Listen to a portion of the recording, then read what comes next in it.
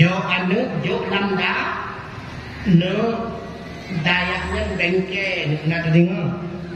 Dayahnya ibarat bengkel, maka katanya kendaraan. Tiap-tiap kendaraan yang kaitan dengan bengkel pasti kendaraan baru. Makanya bengek-bengek tu kurang orang buka. Kadang-kadang na yang dibuka, kadang-kadang dipakai obeng, gue ngentang. Yang kadang-kadang di dalam na kawat yang kaputo. Maka perlu gue ngentang untuk buka, dia kadang tak kawat kaputo. Ataupun kadang-kadang na yang bawa kamu-kaman, maka banyak sampai hei tuam tak semua baule, bawa rupanya makaman hei tentuha. Na yang kadang-kadang banyak tertulak langkulah. Pakot rupanya bocor halo. Ini punya bocor halo, hana katulak langkulah, hana tahu. Maka bengek-bengek kadang-kadang bocor bahan halo, maka digulai katulak langkulah. Nah yang kadang-kadang engkol mutun, maka dipayakan luang, payah luang. Engkol kamu tun rupanya. Nan mantang kendaraan lalu. Allah kata yuk bak montir, bak gurai yang paling ceoh bagi cara memperbaiki.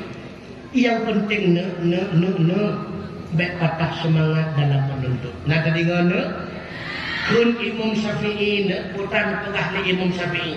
Manfaatahul kitabu lam yafutuhul mihrabu. Wa manfaatahul mihrabu lam yafutuhul adabu. Nah sabuatu syair Imam Syafi'i putrana kata man lam yaduk murad ta'allumi sa'ah tajara'a dhullal jahli tula hayati. So si barang kaso yang hadir itu bahwa tuntut ilmu niscaya sungguh akan dirasakan sedih karena kebodohan seumur masa. Tuntut ilmu memang benar. Jadi pula memang apalagi tinggal pesantren cukup enak.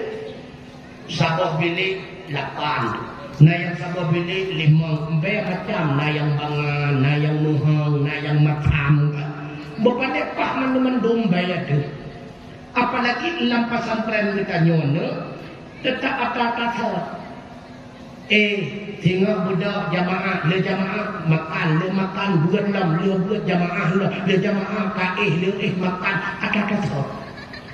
Alanya yang paling tuha urun daya. Bahkan urun daya yang paling tuha poh lapang sate poh di tengah dua baru datang untuk. Bahkan payah antri bak wisinya kan.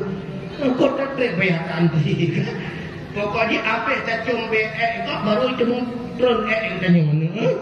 Memangnya tu aja tanya tinggalan daya. Tapi ni baik lagi abu apa jauh bangi. Ibu awak tepat jauh bangi ikat kulit-kulit ni. Lalu irafale buat plate ibu pemanggil. Baik lagi bu. Lagi tanya baru put belum titon kadang-kadang kadang daya terasa plate ujung tu tabuh daya hantar tembok dan daya. Ingat di balik kulit yang plate tersebut rupanya naaso yang cukup memeh dan cukup letak. Di balik pahitnya lagi tanya berada di dalam daya tersebut. Nah isi yang lebih nikmat itulah ilmu. Dengan ilmu kita akan mencapai kemuliaan di sisi Allah Subhanahu wa ta'ala.